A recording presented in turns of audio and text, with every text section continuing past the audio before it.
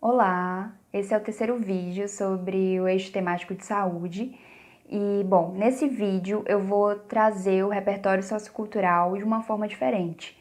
Vou trazer ele em paralelo com a estruturação do texto, como uma forma de revisar também com vocês as partes de um texto dissertativo argumentativo, certo?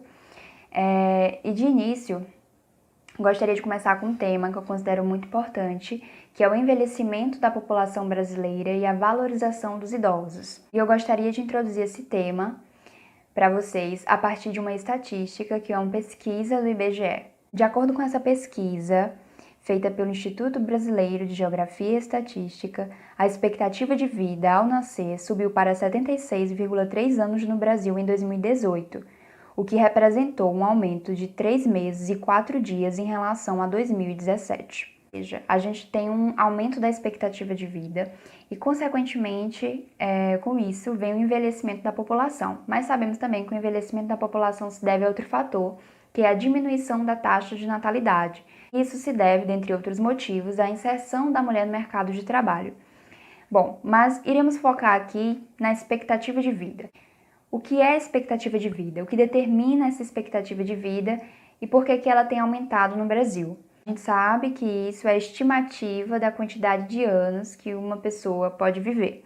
O que determina um aumento dessa expectativa de vida no Brasil e no mundo é uma série de fatores, como, por exemplo, melhores serviços de saúde, a introdução de antibióticos, também programas de vacinação, programas de imunização, melhor saneamento básico, acesso à água tratada, a esgoto. Esses são exemplos de fatores que influenciam o aumento da expectativa de vida. Isso é para você ter uma ideia geral. Se a gente tivesse, por exemplo, um recorte temático que fala sobre idosos no Brasil, são negligenciados ou valorizados? Esse é o meu recorte temático. Como que você se posicionaria a respeito? Então, você acha que a população brasileira e o governo brasileiro está preparado para o envelhecimento de sua população? Você acha que nós temos políticas públicas voltadas para essa população? Você acha que os direitos desse grupo são efetivados, são garantidos? Eu acho que não. E aí é preciso que a gente destaque isso na redação. Se esse, por exemplo, é um tema possível para algum vestibular, é fundamental que você se posicione, que você não fique em cima do muro. Às vezes são negligenciados, às vezes são valorizados. Não quero isso. Eu quero que você seja bem firme no seu posicionamento. Como que você pode começar a sua introdução? Trazendo para o contexto, trazendo para a atualidade. Você poderia utilizar essa pesquisa do IBGE, você poderia mostrar como a questão dos idosos e o crescimento do número de idosos no Brasil se deve ao aumento da expectativa de vida e quais são os fatores que influenciam isso, que é o que eu citei no início do vídeo. E depois desse contexto, você insere a sua tese. O que é a sua tese? É o seu posicionamento, a sua opinião, e que é o ponto principal da sua introdução. É você se posicionar, deixar isso claro para o leitor do seu texto.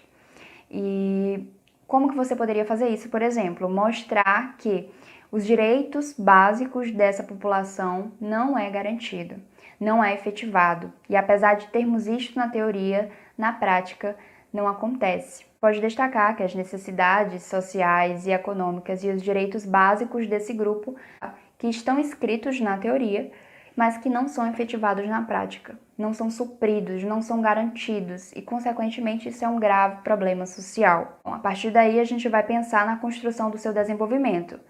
E geralmente se pensa o desenvolvimento a partir de quê? O tópico frasal, a ampliação desse tópico frasal e o exemplo, a exemplificação que vem com uma citação ou com o pensamento de um filósofo, ou seja, com seu repertório sociocultural. Só que de forma mais simples ainda, eu gosto de pensar na construção do seu desenvolvimento como sendo uma ideia e a fundamentação dessa ideia. No início do meu primeiro parágrafo de desenvolvimento, eu posso citar o Estatuto do Idoso.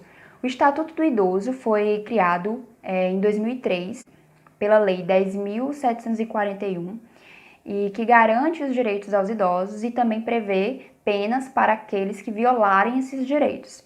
E eu gostaria de citar o artigo 3. O artigo 3 diz o seguinte: É obrigação da família, da comunidade, da sociedade e do poder público assegurar ao idoso com absoluta prioridade a efetivação do direito à vida, à saúde, à alimentação, à educação, à cultura, ao esporte, ao lazer, ao trabalho, à cidadania, à liberdade, à dignidade, ao respeito e à convivência familiar e comunitária. Portanto, a gente percebe que há muitos direitos que são garantidos nesse estatuto, e esse é só um artigo. Nós temos um estatuto inteiro criado para o idoso, só que a gente sabe que esses direitos não são efetivados na prática. Isso seria a sua ideia. E como que você iria fazer a fundamentação dessa ideia nesse parágrafo, expondo onde que esses direitos não são garantidos? Evidenciando, por exemplo, que na atualidade perpetua-se medidas, ações preconceituosas, desrespeituosas, que esses idosos muitas vezes não são inseridos no mercado de trabalho devido a essa visão preconceituosa e que não é garantido assim a dignidade a essa população, porque ela é deixada à margem da sociedade. É um exemplo de fundamentação dessa ideia. E bom, no seu segundo parágrafo do desenvolvimento, o que você poderia trazer? Eu sugeriria um pensamento de Simone de Beauvoir. Simone de Beauvoir é uma escritora, filósofa, ativista política, feminista, e escreveu um livro chamado A Velhice. E nesse livro ela tem uma citação muito interessante, eu acho muito bacana essa citação, e muito forte também. E anotem, escrevam, prestem atenção. A sociedade só se preocupa com o indivíduo na medida em que ele é lucrativo. Os jovens sabem disso. Sua ansiedade, quando entram na vida social, coincide com a angústia dos idosos, pois são excluídos dela. E por meio desse livro, A Velhice, Simone de Beauvoir denuncia o distanciamento da sociedade e a forma de tratamento para com os idosos, mostrando, evidenciando que esse tratamento é fruto dos valores que estão enraizados nessa sociedade, que é a busca incessante por um crescimento econômico e, consequentemente, a valorização daquilo que é considerado lucrativo por essa cultura, por esse sistema. Com isso, é importante destacar que desenvolve-se uma postura que deixa de enxergar o idoso como alguém com maturidade, com capacidade e que deve ser respeitado, que deve ter seus direitos garantidos. Porque enquanto nós tivermos uma cultura que enxerga esse idoso como um fardo, como um peso econômico e social, não será possível assegurar a essa população seus direitos básicos. Porque o problema está na raiz, está culturalmente, na forma como a sociedade enxerga esses idosos. Outro repertório que também seria interessante, mas aí você teria que escolher para também não ficar uma chuva de repertórios, é o antagonismo, a oposição entre os termos carpe diem e memento mori. O que seria cada um deles? Sabemos que carpe diem significa aproveitar o momento, curtir o momento, aproveitar o presente, enquanto que memento mori é a lembrança da morte. E nós sabemos que nós vivemos em uma sociedade, atual sociedade, imediatista, que busca centrar-se cada vez mais no agora, no presente, e só se preocupa em curtir o momento em que se vive. E, consequentemente, a partir do momento que eu não lembro do fim da vida e não lembro da morte, há uma desvalorização e uma marginalização desse grupo social. E isso constitui um grave problema, tanto para esse grupo quanto para a sociedade em geral. Como eu poderia construir uma conclusão sobre esse tema? Primeiramente, sabemos que em toda conclusão é preciso que haja a retomada da sua tese. Um exemplo de retomada aqui seria: portanto, tendo em vista a compreensão ou percepção de que os idosos são negligenciados e não possuem a garantia efetiva de todos os seus direitos, é urgente a adoção de medidas que busquem mitigar este problema social. E aí você teria retomado a sua tese e assim você pode começar a construir a sua proposta de intervenção. Como você argumentou nessa nossa sugestão de redação, que o problema está muito no comportamento e na visão que a sociedade tem para com os idosos, é necessário desconstruir esse comportamento. E esse comportamento pode ser desconstruído como? A partir da educação, a partir de uma reconstrução de valores que se dá por meio da educação. A gente poderia propor, por exemplo, que o governo, por meio do Ministério da Educação, em parcerias com instituições escolares, deve estimular aos alunos comportamentos de valorização dos idosos. Como isso deve ser feito? A partir de disciplinas que busquem discutir sobre o papel dos idosos na sociedade e sobre a importância dos idosos, assim como a necessidade da garantia de seus direitos. E isso pode ser aprofundado ainda mais por meio de rodas de conversa em que os convidados sejam idosos, para que haja uma troca entre esses idosos e as crianças e jovens. Além disso, também pode ser sugerido a fabricação de vídeos ou de trabalhos sobre a rotina dos idosos e a vida dos idosos. Assim haverá uma maior compreensão da vida desse grupo e, consequentemente, uma reconstrução da visão que se tem perante esse grupo e o reconhecimento da sua importância e da sua dignidade. E assim a população poderá se unir mais fortemente para a garantia efetiva dos direitos dos idosos. E basicamente é isso. E eu deixo no documentário como sugestão, o nome do documentário é Envelhecência. E o que trata esse documentário?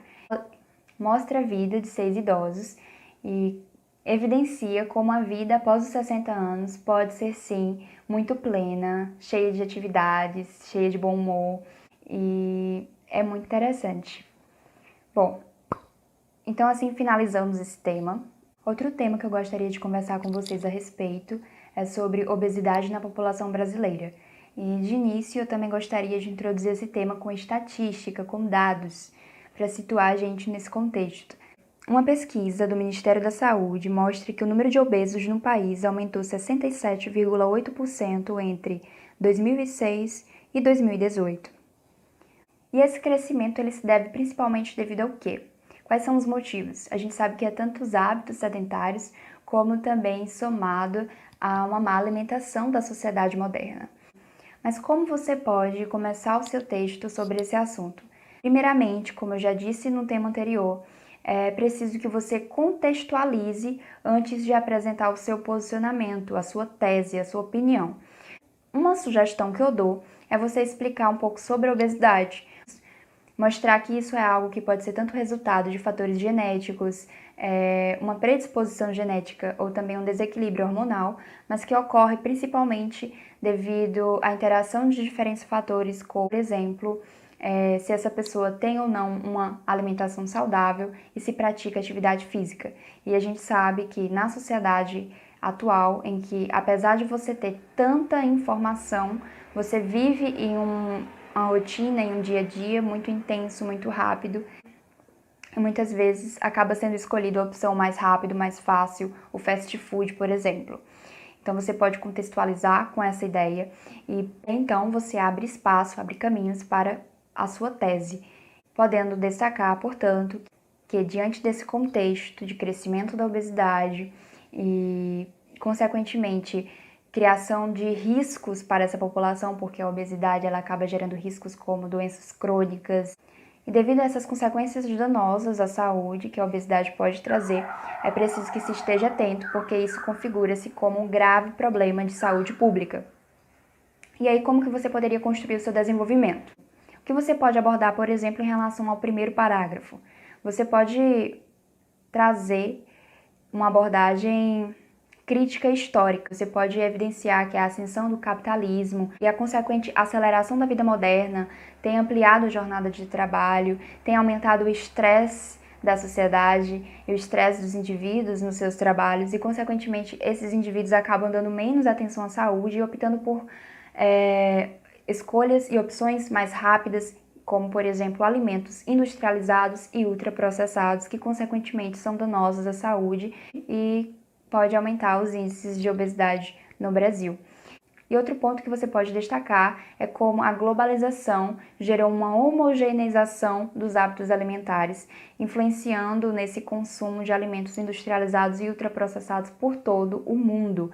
E aí a gente tem até um trabalho bem interessante, que é um trabalho de um fotógrafo chamado Greg Segall. Ele viajou por diferentes países e registrou o comportamento alimentar das crianças desses diferentes países e de diferentes culturas. Ele realmente evidenciou que, apesar de algumas culturas manterem os seus hábitos, em outros países foi perceptível a completa influência da globalização na escolha dos hábitos alimentares. Deixei algumas fotos disponíveis na ficha produzida em PDF que eu disponibilizei para vocês, mas vocês também podem pesquisar a respeito desse fotógrafo, e ele tem um trabalho realmente muito interessante que, de forma criativa, ele trouxe essa reflexão sobre os hábitos alimentares das crianças nessas diferentes culturas, e assim a gente pode ter uma comparação bem legal. E no segundo parágrafo do desenvolvimento, a gente poderia trazer outra abordagem, falar, por exemplo, da influência da publicidade na escolha alimentar. E primeiramente, por que essa publicidade vai influenciar tanto? Eu gostaria de trazer um pensamento aqui sobre o discurso publicitário. O discurso se constrói com uma finalidade, dirigindo-se para alguém, e é considerado também uma forma de ação, possuindo então uma força capaz de conduzir o interlocutor a fazer aquilo para o qual é induzido. E é muito interessante a gente ter esse pensamento e perceber o impacto de uma publicidade na vida do ser humano. Porque o ser humano, sob o viés psicanalítico, ele é conduzido pelo desejo. E as propagandas, elas têm uma grande influência na criação desse desejo, também na sua potencialização. E, consequentemente, a partir dessas propagandas e dessa publicidade, é delineado o perfil alimentar do indivíduo. E bom, para a construção de uma conclusão sobre o tema, lembrando, novamente, você tem que retomar a sua tese, você tem que demonstrar que isso é um grave problema, que deve ser solucionado a partir de tais medidas, e aí você vai citar as medidas. Uma medida muito importante seria uma reeducação alimentar. Essa reeducação alimentar poderia se dar a partir da introdução da base curricular nas instituições escolares sobre educação nutricional. E também o governo deve ter um maior incentivo e valorização dos profissionais nutricionistas, tanto para atendimento nas instituições escolares, como também nas redes de atenção básica à saúde. E com isso nós teríamos o desenvolvimento de uma sociedade mais consciente com quem ingere e também mais crítica quanto às publicidades que lhes são direcionadas. Outro tema que eu quero conversar com vocês a respeito é sobre os desafios da automedicação no Brasil. Nós sabemos que os tempos de pandemia por Covid que estamos vivendo têm aumentado esse índice de automedicação, que já era algo alarmante no contexto brasileiro e também no mundo. Mas antes, o que é a automedicação? É o ato de ingerir medicamentos por conta própria, sem um aconselhamento ou acompanhamento de um profissional de saúde qualificado. E de início eu gostaria de trazer um trecho de uma matéria publicada pela Globo.